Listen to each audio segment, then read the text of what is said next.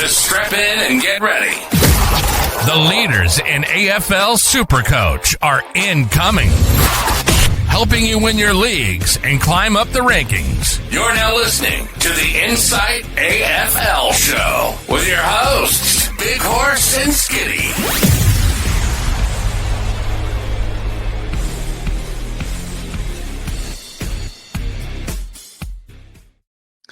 G'day and welcome to the Insight AFL Show. I'm your host, the SuperCoach Horse, and with me today, with what perhaps could be the best SuperCoach team your eyes at home could have ever seen, it's Deadly.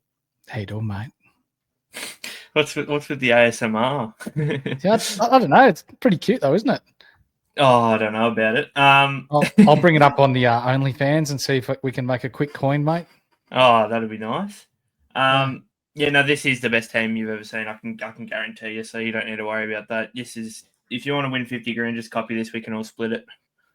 Oh, truer words have been spoken. Not haven't, but have been spoken. But we're going to dig in today, ladies and gentlemen, into Deadly's team. He's done the research. He's got the numbers behind the scenes, and I'm interested to see why he selected the team that he has. So before we continue on, like, subscribe, bell.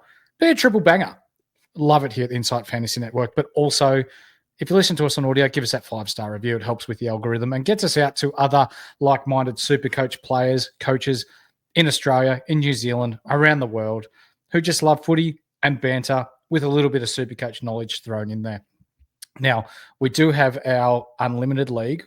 We're only 70 away from 1,000. So, you know what, Deadly? If we get to 1,000, I'm going to pick a random person out of our league and send them a prize pack, thanks to the guys at the Standard Squeeze. So if you're interested in joining 356460, I repeat, 356460, it's free. And if you get the top score each week, you win a $50 prize pack, thanks to the guys at the Standard Squeeze. It's pretty easy. Free shit. How good is free shit? Oh, we love free shit. But anyway, we're going to get stuck straight into your team, mate. We're not here to, as our past fellow super coaches would have called it, we're not here to fuck spiders. We're here to see super coach teams. We're here to see players. And we're here to see why you've chosen the players you have. So without further ado, Sheezel, let's go. Yeah, I mean, I feel like it's pretty obvious. Sheezel's probably day 1 or 2, just he's locked in. He's a freak. And there's nothing more that needs to be said, really. I feel like everyone's going to have him at some point this year, and why not just start with him? Yeah. Yep. We saw that he moved forward last year and he didn't really suffer. In fact, by the end of the year, he was averaging 18 more SuperCoach points per game. He passes the eye test. He's going to be someone that North Melbourne are looking to get the ball in the hands of. Throughout the preseason, when I've been changing my team, mate, there's probably 2 or 3 players that have never left, and he's one of them. Yep. I don't think, even though there is a 630K or 635K price to ask for Sheezel, yeah, he might drop some coin, but when you're talking about someone who's, for me, a lock to be a top 6 defender this year, you just pay up, don't you? Yeah, 100%. He's just one of the guys you can't really go too long without having. Mm-hmm. Zorko, we're both on the same page with this one. He's got a dream run to start. Yeah, it's absolutely gorgeous. And obviously Brisbane not playing opening round anymore takes the round 3 bye out of things. It just makes him an even better pick. I was still picking him even with that bye. So no early bye just makes him even better. He's in the same gorgeous little role. Even when Kitty Coleman comes back, I can't see it affecting Zorko at all, to be honest. For sure, mate. Jordan Clark's there as well. He's only in 8% of teams. Does the game against Sydney worry you? Because last year they used James Jordan in a tag and he only scored 67 SuperCoach points in that game. Yep. Or you're not worried about that? Not really. Look, Jordan tagged him twice last year.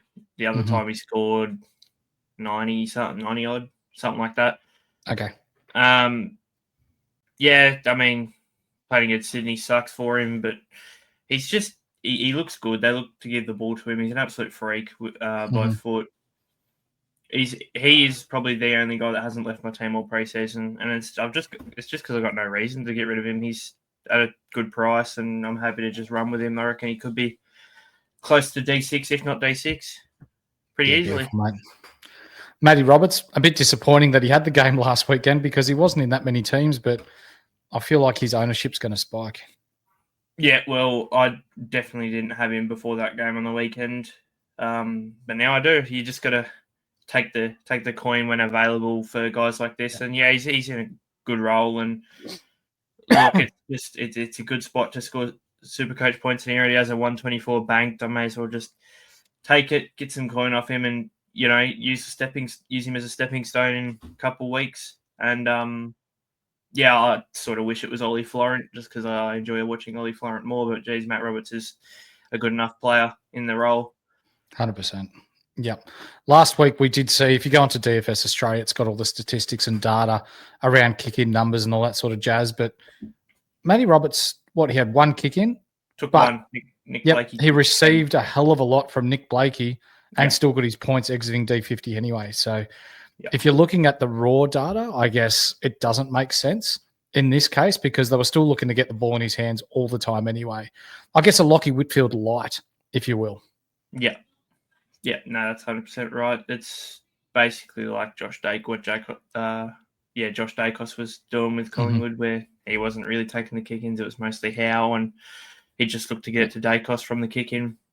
Yep. Get that Harry Perriman, mate, did he impress you enough the other night? He showed me exactly what I thought he'd do. If he doesn't look, I can see him as a 90 average quite easily. Yeah. I think that's probably his flaw, to be honest. Because, look, he had a whole bunch of touches, but not many tackles, and we know him as more of a tackler than a ball getter. So I feel like either which game he's going to have points good enough. It's either going to be touches or tackles, and he's too underpriced to not pick in my eyes. Yeah, for sure. With the news today of Jackson Pryor, you're not going that way. Instead, you've got Zach Reid at your D6. Would you maybe think about bringing in Pryor before the bounce? Are you happy with just Zach Reid there and just sticking with one rookie defensive player at Essendon? Yeah, I think I'm probably just going to run with Zach Reid. Look, I've bounced the idea of Pryor off, but I'm not too sold on him. Mm-hmm. I think I'd rather take Connor O'Sullivan over him at this rate. It's sort of the... Okay. So I got the three there. We got Reid, Patton, and Trainer, and then Connor O'Sullivan's sort of the fourth if something goes wrong before start of the season. Yep, good idea. I see you got Ben Patton there. He did enough for you on the weekend?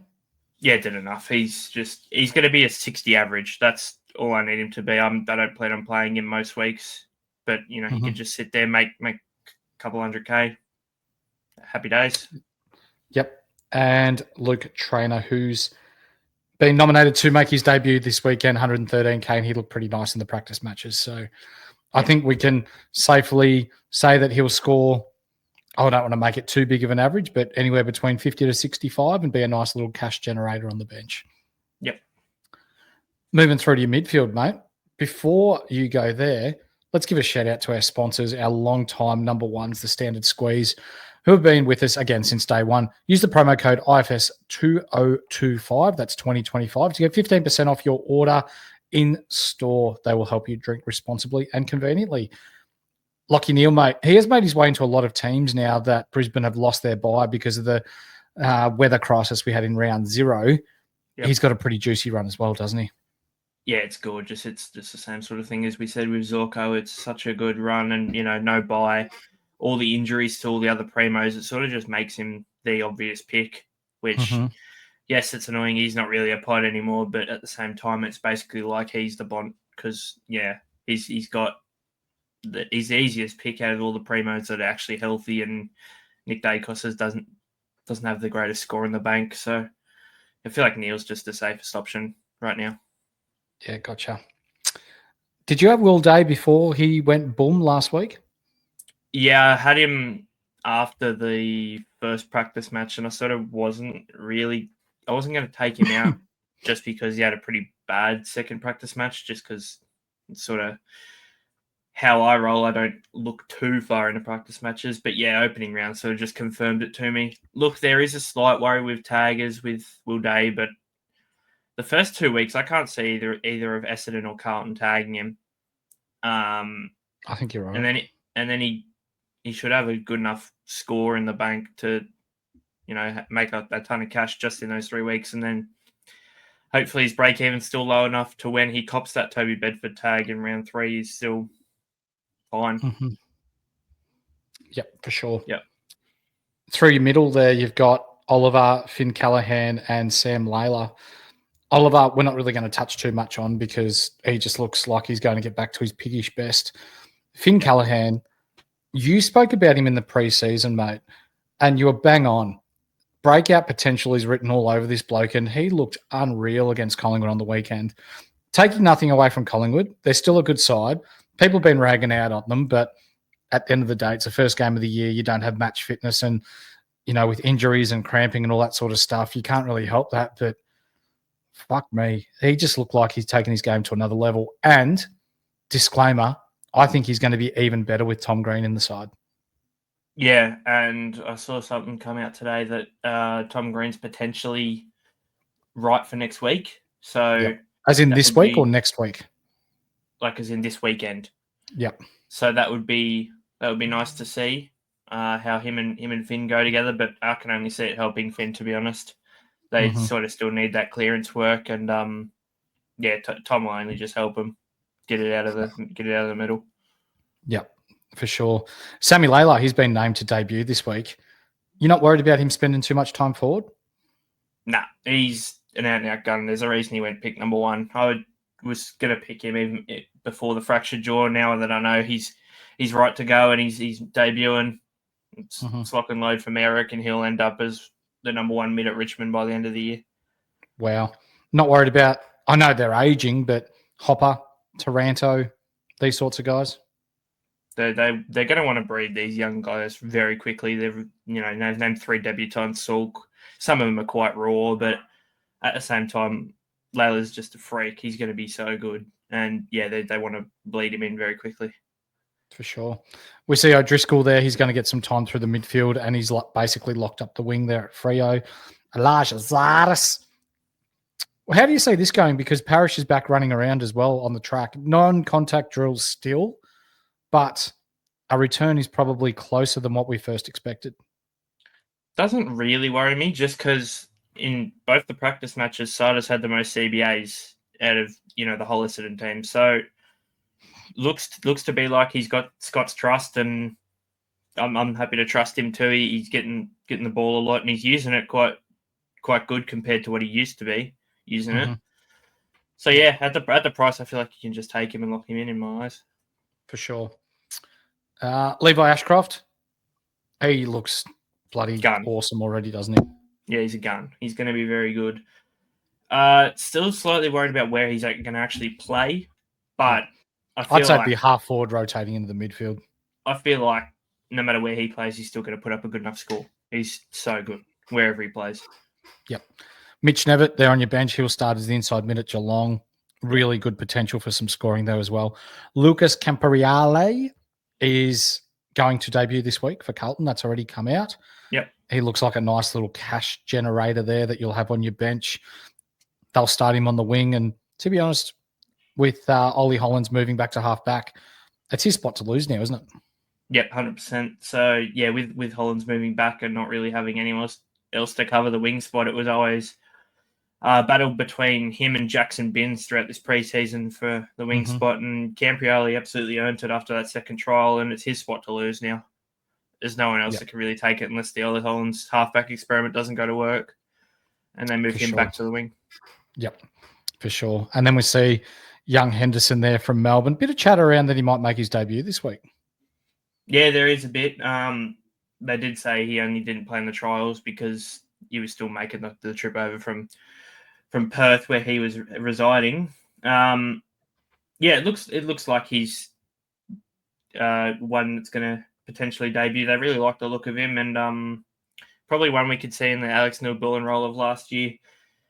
Hopefully quite early on. Hopefully he starts and make some good coin at absolute basement price. For sure. All right, we're moving into your rucks, mate. Maxi Gawn and TDK. I think it's a no-brainer with these two, isn't it? TDK having the run he has to start the year, and Maxi Gawn round one against GWS that had Keith as the ruckman. We saw Darcy Cameron score 160 against him.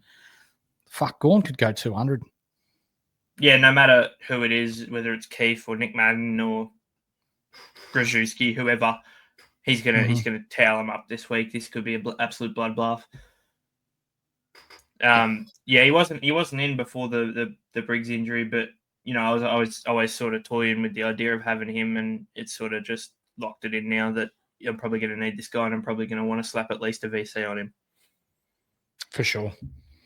Not worried about Harry Boyd's performance in the preseason. He's locked into your R3.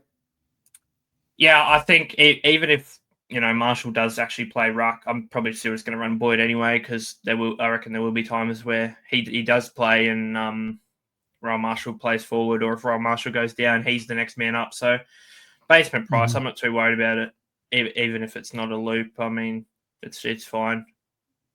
For sure. All right, so there's your ruck line. I feel like that's going to be fairly consistent amongst the Supercoach community upon the start of this week. But ladies and gentlemen, if you want to get yourself involved in the Supercoach World Cup, it is back. If you think you've got what it takes to beat the very best in NRL, AFL, BBL, and NBL, then enter our conversation and our league. The link is in the description below. $25 to join. And if you're anything like Mitch from Twitch at Flinch, you'll then be nominated or given the title as the best Supercoach coach in the world, with some very nice prize money to go along with it. So again, if you're interested, the link is below in the description. Let's go to your forwards, mate. Pickles.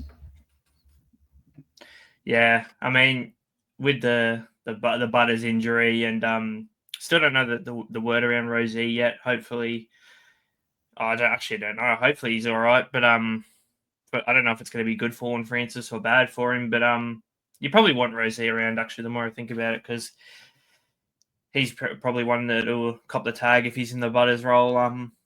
Either which way, Horn Francis is probably going to be F1, if not very fucking close to it. So, yeah, I mean, he's just one you got to pick in my eyes. It's a blessing that he's forward eligible.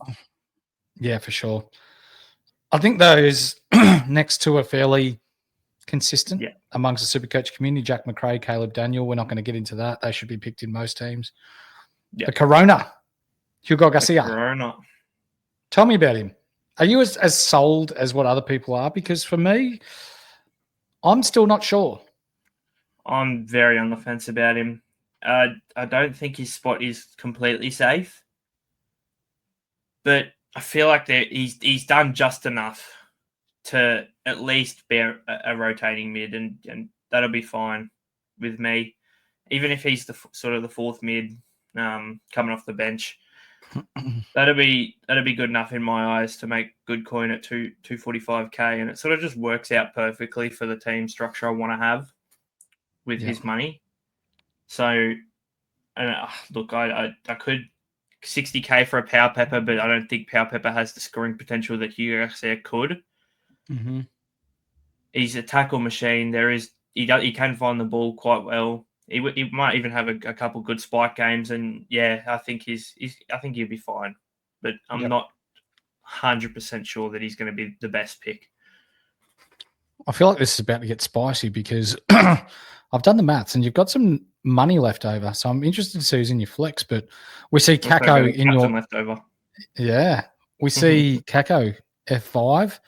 He's been named to debut as well today. Congratulations, young man. Go well. And Sam Davidson, he looks really good too. No doubt will debut for the Dogs this weekend. Elijah Hewitt might miss round one, but West Coast have the Sunday game, so good to loop. Yeah, either he plays, and I don't need to waste the trade getting him in because he's probably one of the better forward line options when it comes to actual SC scoring wise, just because he's going to play in the guts at times. Mm-hmm. And if he doesn't play this round one, he'll probably play round two, and I can just use him as a loop this week, which more than fine, more than happy to. I think it's fine with me. Yeah, good. I like it. And then Connor Stone, 77% time on ground on the weekend, you said? Yeah, I'm slightly worried about Connor Stone. Not as much as I'm worried about Leak. I reckon Leak's I wouldn't trust Leak only had 55%, didn't he, or 53%? Yeah, I wouldn't advise anyone to pick Leak. I reckon the Wacky Wednesday boys will come back and sort of kill him off, and Tom Green coming back sort of just kills any CBAs he will have For sure. as well. So, yeah, I wouldn't advise anyone to pick League. Stone, look, I'm not completely sold, but I just don't really see anyone else that I like around the price point. Like, I'd rather take him with sort of a score in the bank. It's okay. I mean, at the same time,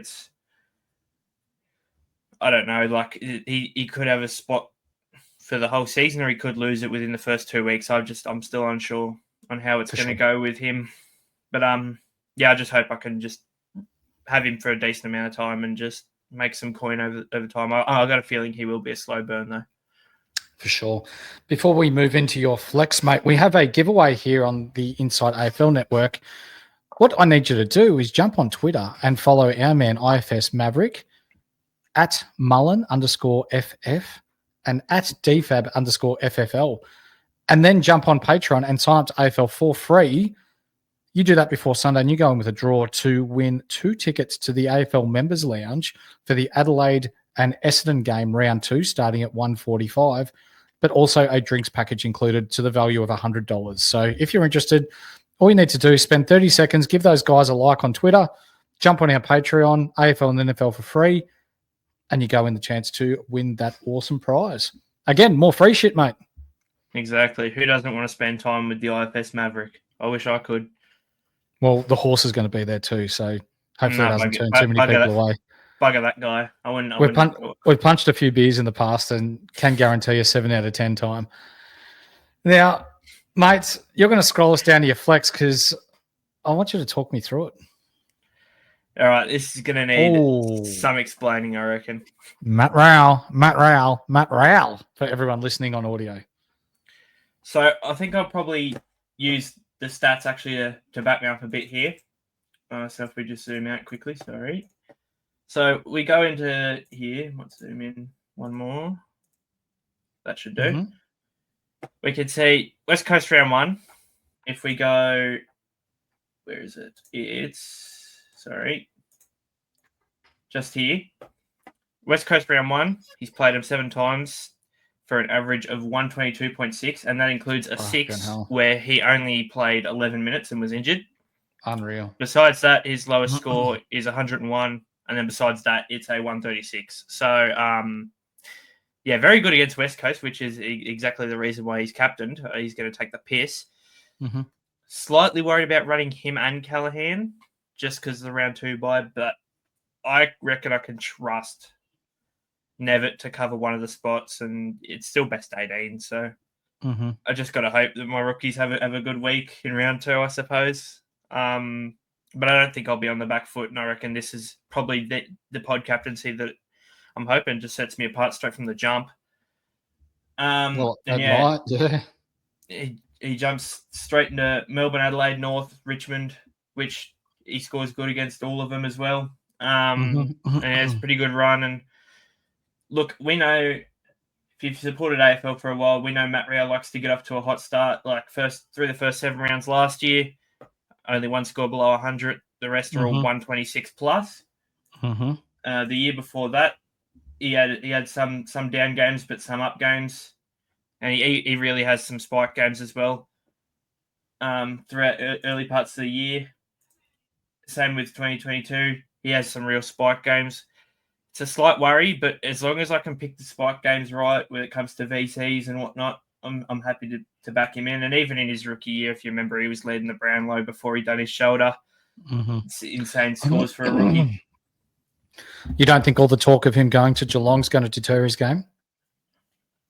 Nah, I think still a contract year, isn't it? So no matter what happens, he's out chasing a bag. So for sure, even no matter where he plays, I think he'll try his absolute best this year when it comes to everything. And sneaky captaincy option this week too, mate.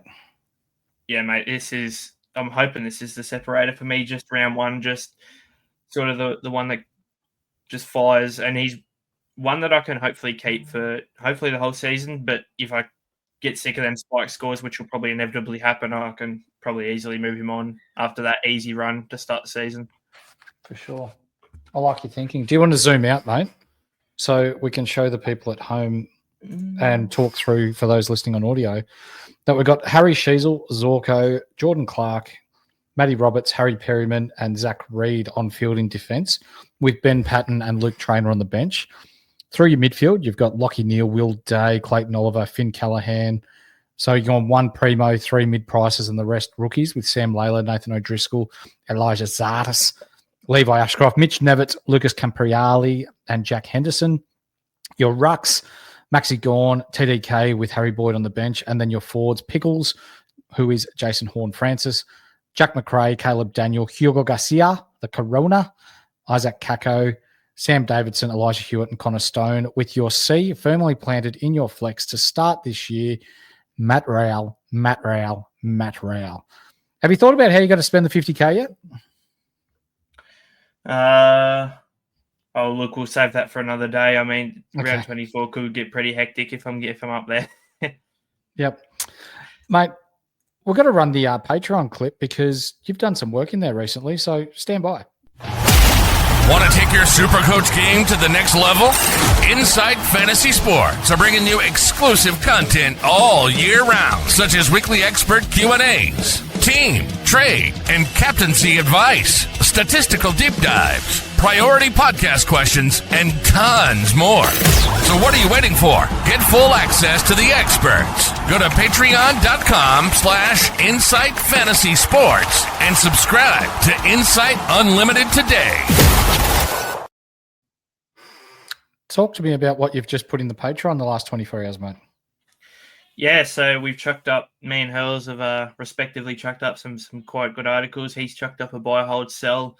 I've put in, got a little sort of a wrap-up thing from opening round. We've got some Targa stats in there. We've got how each position went against, scoring-wise against each position pretty much. So who's averaging the most points against, what teams to target when captaincies and, you know, good runs and whatnot come about this season. And we've got a little injury report, and we'll have some VFL, Sandfill and whatnot stats for some SuperCoach relevant players when that all kicks off in the next couple of weeks.